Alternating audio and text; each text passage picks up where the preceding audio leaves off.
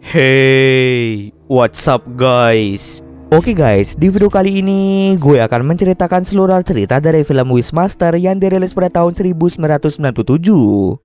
Film ini diawali dengan memperdengarkan sebuah narasi yang menceritakan tentang sosok jin jahat yang bisa mengabulkan permohonan manusia. Jin itu hanya bisa menggunakan kekuatannya ketika ada seseorang yang meminta permohonan padanya. Siapapun yang membangunkan jin tersebut, maka 3 permohonannya akan dikabulkan oleh jin tersebut. Akan tetapi saat permohonan yang ketiga terkabulkan, maka pasukan jahat yang dipimpin oleh jin itu akan datang ke bumi dan mengacaukan seluruh dunia.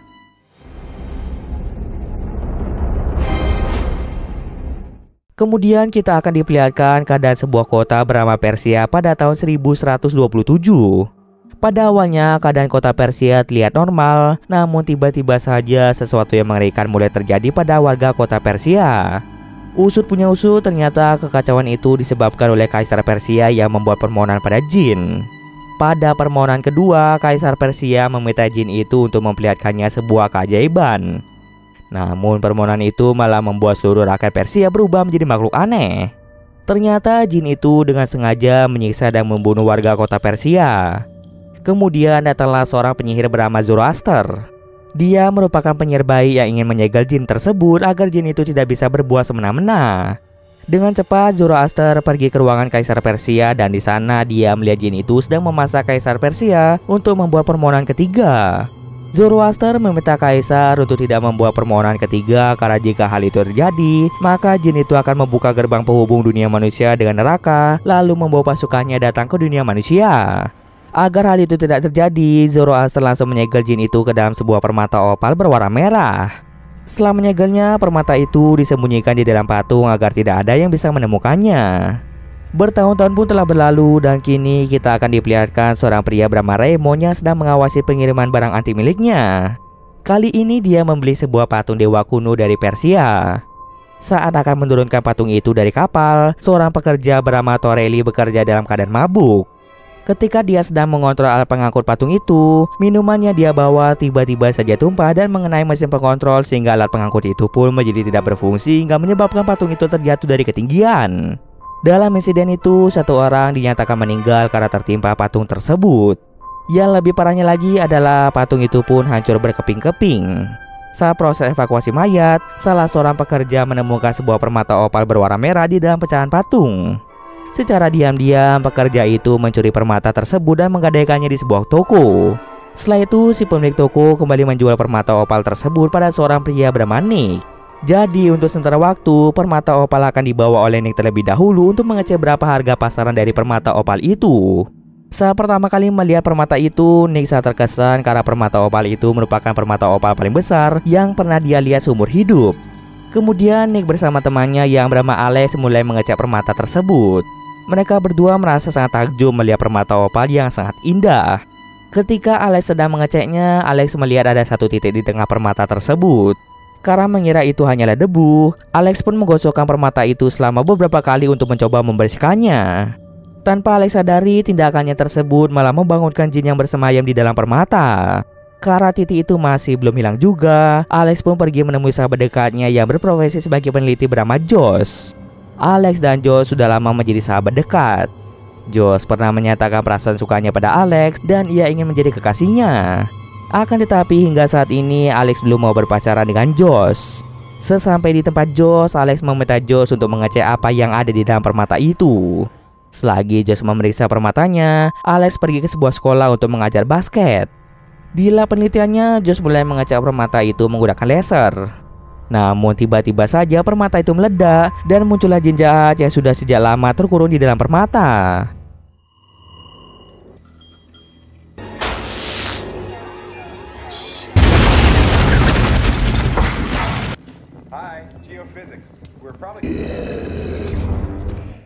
Akibat ledakan tersebut, John mengalami luka yang sangat parah. Perlahan-lahan jin itu mulai mendekati Josh dan menyuruh Josh untuk meminta permohonan. Saat itu Josh sangat kesakitan dan dia pun meminta jin untuk menghilangkan rasa sakitnya. Bukannya menyembuhkan Josh, jin ini malah membunuh Josh agar dia tidak menderita lagi. Lalu secara perlahan-lahan jin mulai berubah ke bentuk yang lebih sempurna. Setiap jin ini mengabulkan permohonan manusia, maka dia akan menjadi semakin kuat dan jiwa manusia yang telah dikabulkan permohonannya akan terikat oleh jin ini. Kemudian jin itu kabur dari tempat Josh dengan membawa permata opal. Beberapa jam kemudian, Alex mendengar kabar bahwa Josh telah meninggal dunia. Seketika Alex pun merasa syok dan segera pergi menuju ke tempat Josh. Ketika melihat mayat Josh, Alex pun menjadi sangat bersedih. Di sana, seorang detektif bernama Nathanson memberitahu Alex bahwa Josh meninggal karena kecelakaan. Saat berada di rumah, Alex curhat pada adiknya yang bernama Shannon tentang permata opal misterius. Dia merasa bahwa ada sesuatu di dalam permata tersebut dan ia juga berpikir mungkin saja permata opal itulah yang telah membunuh Josh. Akan tetapi, Shannon masih belum percaya dengan perkataan Alex. Di malam harinya, Alex mulai mengalami mimpi buruk. Ready to play, Alex? Keesokan harinya, Alex datang ke dermaga untuk bertemu dengan pekerja yang menjual permata itu. Dan di sana, pria itu mengatakan bahwa permata opal yang dia temukan berasal dari pecahan patung antik yang sempat terjatuh saat akan diturunkan dari kapal. Diketahui bahwa patung itu dimiliki oleh seorang kolektor barang antik bernama Raymond. Setelah mengetahui hal itu, Alex pun pergi menemui Raymond untuk menanyakan sejarah permata tersebut. Sesampai di sana, Raymond langsung menjelaskan tentang patung antik yang telah rusak.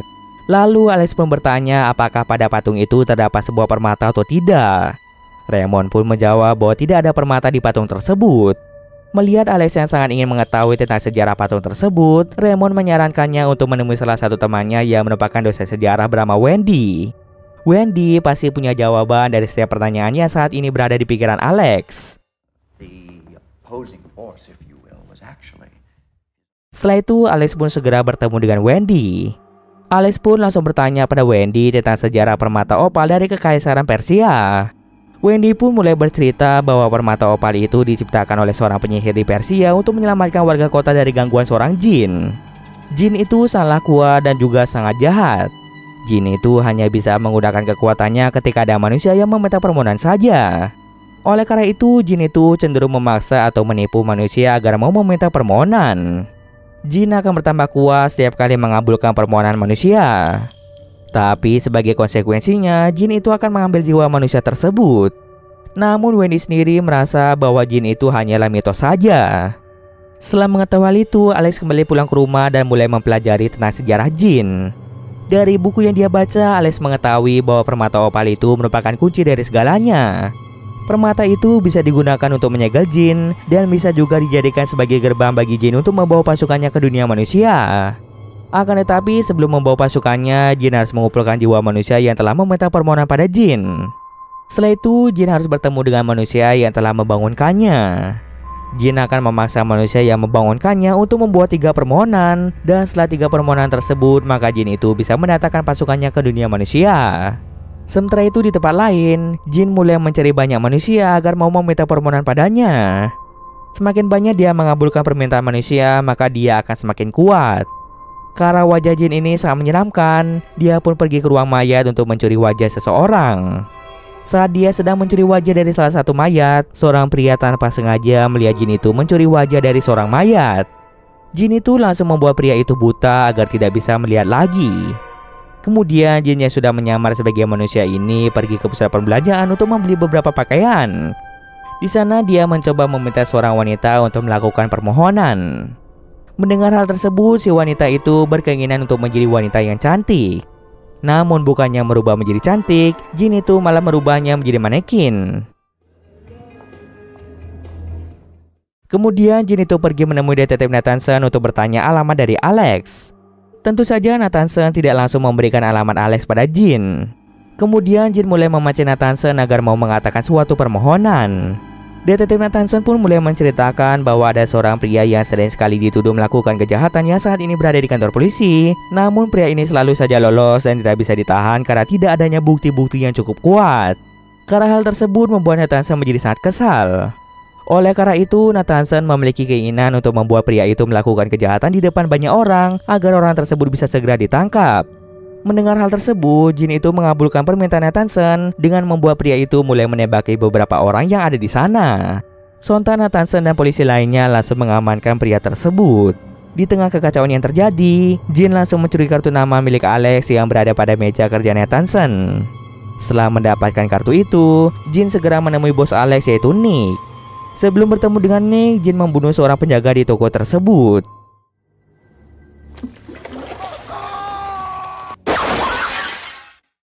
Di sana Jin membuktikan pada Nick bahwa dia bisa mengabulkan seluruh permintaan Nick. Nick yang sangat menyukai uang langsung meminta Jin itu untuk memberikannya uang 1 juta dolar. Jin pun setuju untuk mengabulkannya, namun dengan syarat Nick harus memberitahukannya alamat dari Alex. Dengan senang hati, Nick langsung memberikan alamat Alex pada Jin. Di tempat lain, Alex sedang mengawasi muridnya ketika bermain basket. Di sana juga terdapat Shannon-nya sedang memperhatikan Alex dari kejauhan. Akan tetapi, Alex sama sekali tidak bisa fokus dalam mengawasi permainan basket. Kemudian, Alex meminjam ponsel Shannon untuk menelpon Wendy karena ada hal penting yang ingin dibicarakan oleh Alex. Beberapa menit kemudian, Jin datang ke tempat itu dan langsung meminjam ponsel Shannon untuk mengetahui nomor telepon Wendy. Setelah itu, Jin pun segera pergi ke rumah Wendy. Dia berencana untuk memancing Alex datang menemuinya sehingga dia tidak perlu repot-repot untuk mencari Alex. Saat di rumah Wendy, Jin mengeluarkan permata opal yang rusak itu dan mulai memperbaikinya. Tiba-tiba saja seluruh manusia yang permintaannya dikabulkan oleh Jin secara serentak mengalami sakit yang luar biasa. Setengah jiwa mereka seperti ditarik masuk ke dalam permata opal tersebut. Setelah mengalami rasa sakit itu, Alex menerima telepon dari Jin yang berkata bahwa hanya Alex yang bisa menghentikan rasa sakit dari orang-orang yang jiwanya diambil oleh Jin. Setelah itu, Alex pun pergi ke rumah Wendy. Ketika sedang berbincang dengan Wendy, Alex mulai merasa adanya keanehan. Meskipun dia baru sekali bertemu Wendy, Alex mengetahui bahwa Wendy yang saat ini berbincang dengannya bukanlah Wendy yang dia kenal.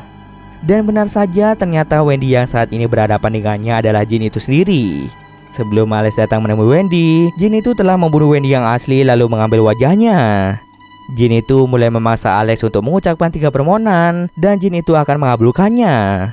Melihat Alex yang meragukan kekuatannya, Jin pun memberikan 1 permohonan gratis hanya untuk membuktikan kekuatan Jin. Alex pun meminta Jin untuk menembak kepalanya sendiri.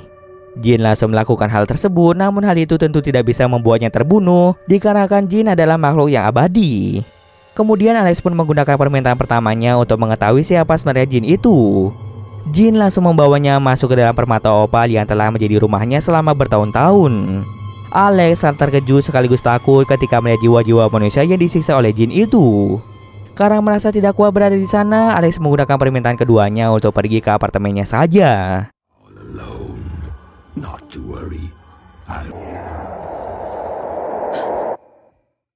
Di apartemennya, Alex mulai mencari keberadaan dari Shannon. Alex sangat takut jika Jin itu melukai Shannon. Lalu Alex pun ingat jika malam ini ada pesta di rumah Raymond. Sebelumnya, dia dan Shannon telah menerima undangan itu dan pastinya saat ini Shannon berada di pesta tersebut. Dengan cepat, Alex pun segera pergi ke rumah Raymond untuk mencari keberadaan dari Shannon. Sesampai di rumah Raymond, Alex segera mencari Shannon. Alex segera mengajak Shannon untuk pergi dari pesta tersebut, namun Shannon tidak mau pergi. Lalu Alex pun melihat bahwa Jin itu sedang berbincang dengan Raymond. Ketika mereka berbincang, Raymond tanpa sengaja mengucapkan permohonan pada Jin, di mana dia menginginkan pestanya menjadi pesta yang tidak terlupakan bagi semua orang. Jin pun langsung mengabulkannya dengan membuat kekacauan di sana. Akibatnya banyak sekali orang yang tidak bersalah yang menjadi korbannya. Di tengah kekacauan itu, Alex malah terpisah dari Shannon. Dia pun berusaha sangat keras untuk menemukan Shannon. Dari belakang, Jin itu mulai mengikuti kemanapun Alex pergi.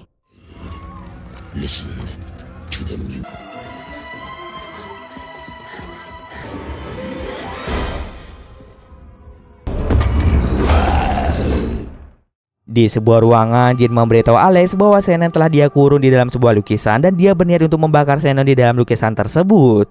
Karena tidak ingin Shannon mati, Alex pun mulai memikirkan permohonan apa yang harus dia minta. Setelah berpikir dengan pikiran yang tenang, Alex memohon pada Jin agar Torelli tidak mabuk saat bekerja di dermaga 2 hari yang lalu. Yang artinya jika Torelli tidak mabuk saat menurunkan patung kuno milik Raymond, maka patung itu tidak akan terjatuh dan permata opal pun tidak akan pernah ditemukan.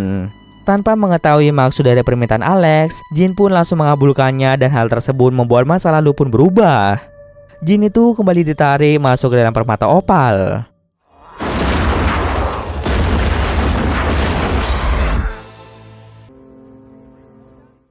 Kemudian kita akan melihat keadaan di dermaga ketika Raymond sedang mengawasi patung anti yang akan diturunkan dari kapal. Di sini terlihat bahwa Torelli bekerja dengan keadaan yang fit, sehingga patung antik itu berhasil diturunkan dalam keadaan baik-baik saja. Lalu kita juga akan melihat Alex yang bertemu dengan Josh lagi. Karena permohonan Alex pada Jin, Alex pun kembali ke masa lalu. Alex telah berhasil menyelamatkan nyawa banyak orang berkat ketenangannya dalam menghadapi masalah. Kini Josh pun kembali hidup berkat Alex. Alex yang selalu memendam rasa sukanya pada Josh mulai menyatakan perasaannya pada Josh dan sudah bisa dipastikan bahwa Alex dan Josh akan berpacaran. Di scene akhir kita akan melihat patung anti milik Raymond yang terpajang di ruangannya. Tanpa ada yang mengetahuinya, Jin tinggal di dalam permata opal yang tertanam di dalam patung tersebut. Kini Jin pun kembali menunggu seseorang untuk membangunkannya. Dan cerita pun selesai.